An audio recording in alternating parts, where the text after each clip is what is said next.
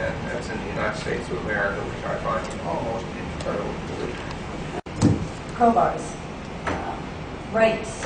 You know, when women try to get away from people who hurt them, I heard somebody say, "Look, I find it's really hard to believe that you wouldn't call the police." What I do on a national basis is I tell people not to contact the police, because as soon as you walk into court with a DV and children, you're already cutting your throat. You will lose your children.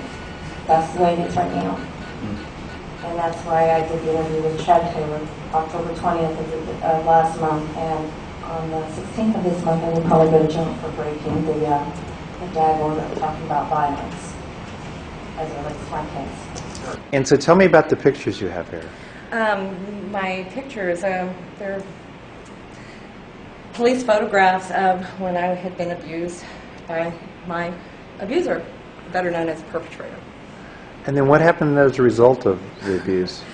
He was convicted of one in 1995, and that was 2 months after my daughter was born. The rest of them, actually, he was convicted. When he beat me with a crowbar a year later, they actually gave him early release from probation for good behavior, and he was never charged. And so what happened to your daughter? My daughter is living with the perpetrator.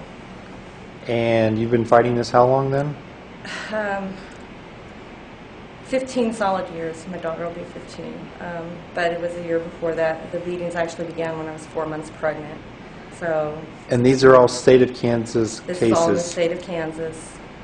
And why did they say that you're an unfit mom? They never said I was an unfit mom. What they said was I needed to not talk about the violence to my daughter or to anybody else, because we don't want it to look bad on Dad. And also the main thing is the court screwed up, and they know they screwed up a long time ago. They did that 10 years ago. They took her. I had my daughter for 6 years, and then without an order, without a hearing, or without a motion from either party, the judge on his own wrote an order taking custody of my daughter, giving her to the perpetrator, and I've been put in supervised visits, and that's been 10 years, so I haven't really And seen tell me about the other picture you have down there. This picture here, the infamous child's coffin. When I came home from the hospital, you'll notice that particular image there. I gave birth to her emergency C-section after another particularly brutal beating. Medical records and court records. You know, all this is unfortunately too real. When I got home, there was this beautiful child's coffin there. Just after you gave birth, you're saying? Yes. So you have seen this picture. You took this picture. Yeah, I took this picture. And where is that coffin today? It's still in the perpetrator's house, still with my daughter. Has your daughter ever commented about it? She sends me images. So she has definitely seen it then? She lives with it. Wow. She lives with the coffin. Does your daughter sense any sense of... My daughter is very terrified. The courts will not protect her. They have not protected her. They will not protect her.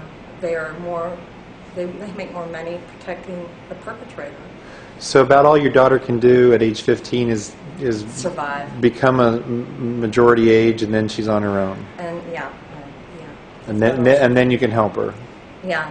You're supposed to clean up the internet. What does that mean? Okay. After my mother died, my daughter's grandmother died, and they refused to allow her to go to her funeral. I did a tribute video for my daughter and for my mother.